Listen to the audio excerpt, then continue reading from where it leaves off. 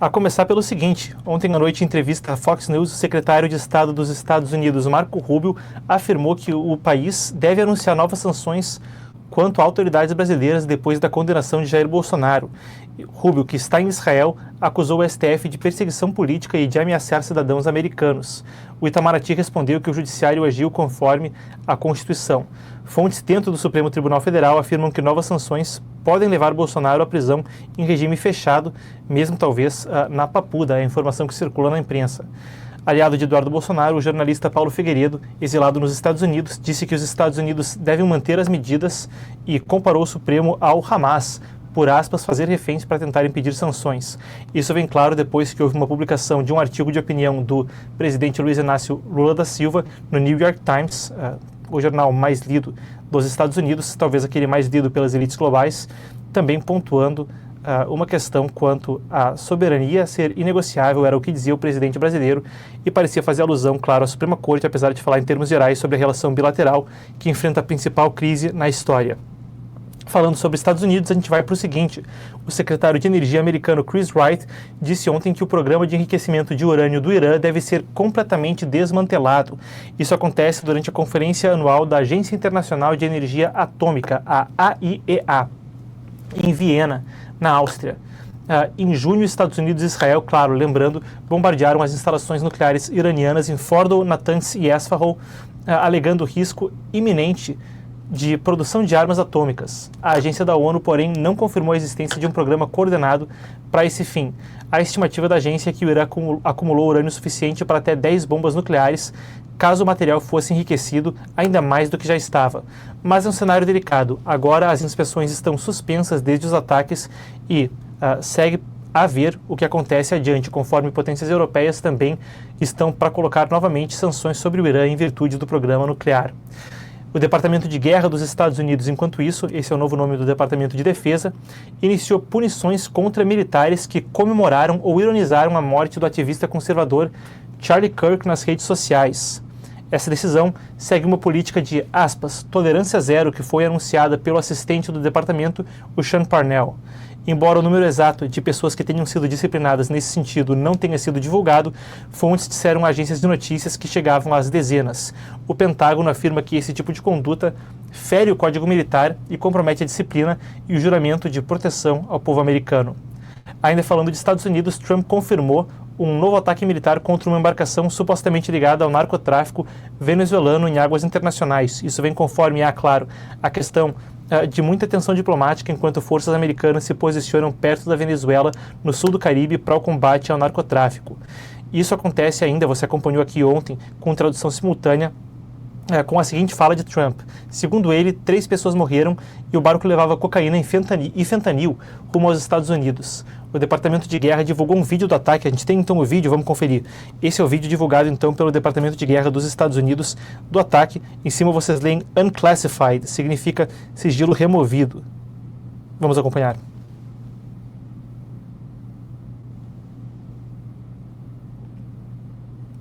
Muito bem, aí estão então as imagens divulgadas pelo Departamento de Guerra dos Estados Unidos do ataque ao barco. É o segundo ataque do tipo no mês e ocorre em meio ao aumento da presença militar americana no Caribe, a qual a gente aludia. Coloca aí caças F-35, que são os mais avançados da Força Aérea e da Marinha dos Estados Unidos, e também navios de guerra na região.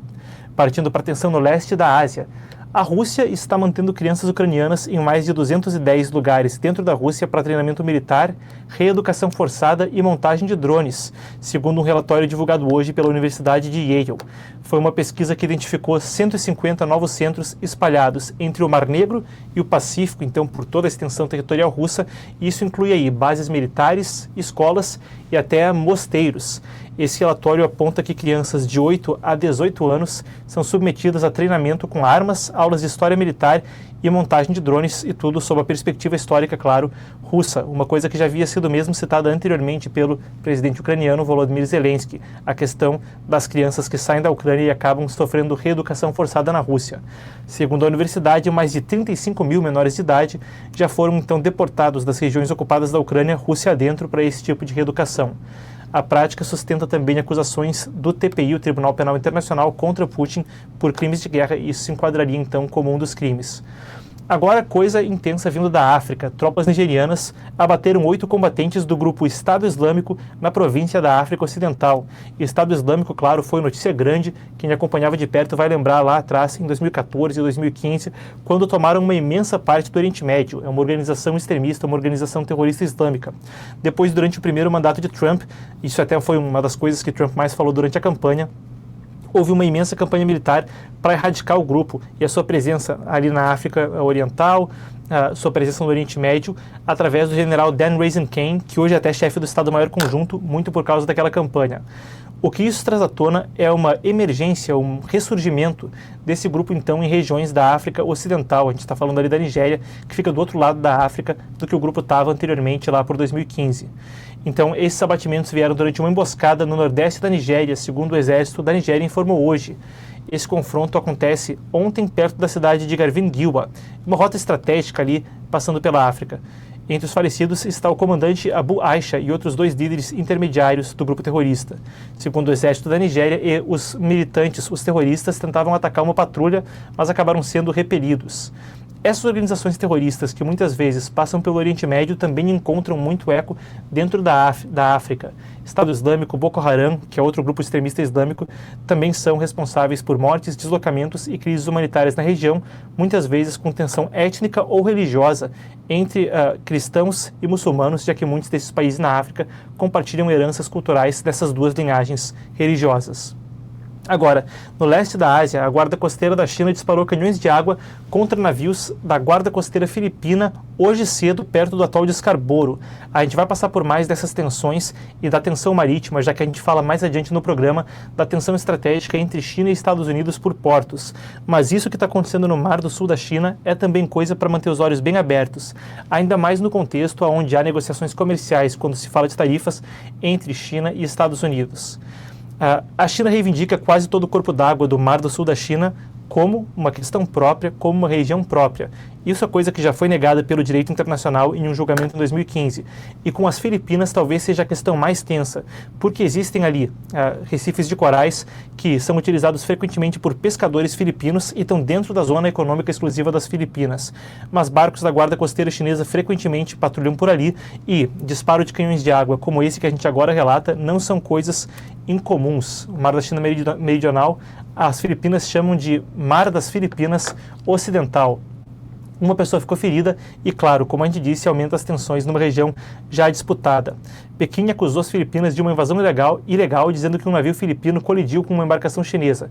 As Filipinas responderam que estavam em uma missão humanitária para apoiar pescadores locais. Novamente, o impasse é também questão da disputa pelo território. Bem, território se refere à terra, ali a gente está falando de uma região marítima. Mas uma disputa pelo corpo d'água, onde a fronteira fica em um ponto para cada país. Passando por Europa, a Comissão Europeia adiou hoje a apresentação de um novo pacote de sanções, o 19º contra a Rússia, que já é o país mais sancionado do mundo, aí, com mais de 24 mil sanções, de longe o país mais sancionado da história. Estava previsto, então, esse novo pacote de sanções ia ser discutido amanhã por representantes de 27 países da União Europeia. Agora isso foi adiado e também é citado por alguns veículos pressão americana. Os Estados Unidos pediriam por medidas mais duras para cortar receitas energéticas de Moscou e existe um debate sobre a quanto alguns países da União Europeia ainda estariam importando, então, energia de Moscou, gás natural, petróleo. O pacote inclui sanções a bancos russos, navios de uma chamada frota fantasma russa, frota fantasma também porque muitas vezes navios russos continuam fazendo comércio, violando sanções, mas desligam o rastreador, passam pelo Báltico, evitando radares, etc. E ainda sanções a países que ajudariam a burlar as restrições. Não tem nova data, mas o Andriy Yermak, que é chefe de gabinete de Zelensky, cobrou uma aceleração na aprovação dessas sanções.